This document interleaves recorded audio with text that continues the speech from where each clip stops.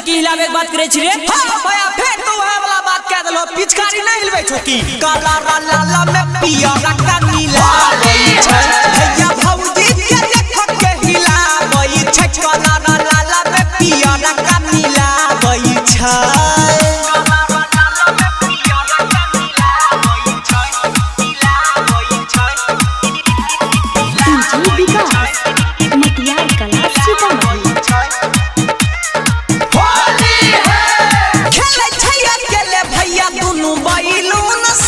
या साला गइने रिहया गले फागुन से होली है या गले फागुन से खेले छैया केले भैया दुनु बैलून से या साला गइने रिहया गले फागुन से अरे है मक्का हमर फायदा उठाबै छै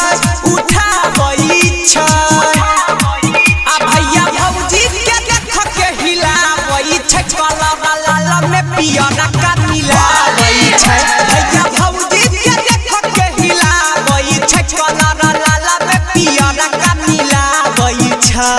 Radhika recording studio Saharsa. DJ Vikas Matiyar Kala Sitamarhi. Holi है देखै रे लगाई भैया पूरा अंग में केलकै रे गलत भौजी पीरिन सास के संग में होली है पीरिन सास के संग में देखै रे लगाई भैया पूरा अंग में केलकै रे गलत भौजी पीरिन सास के संग में आ धीरज कृष्ण रे देखी भौजी आबै छै आ भैया भौजी के देख के हिलाबै छै काला लाला में पिया रका नीला छै भैया भौजी के देख के हिलाबै छै काला लाला में पिया रका नीला छै। Recording by Sujit Saharsa.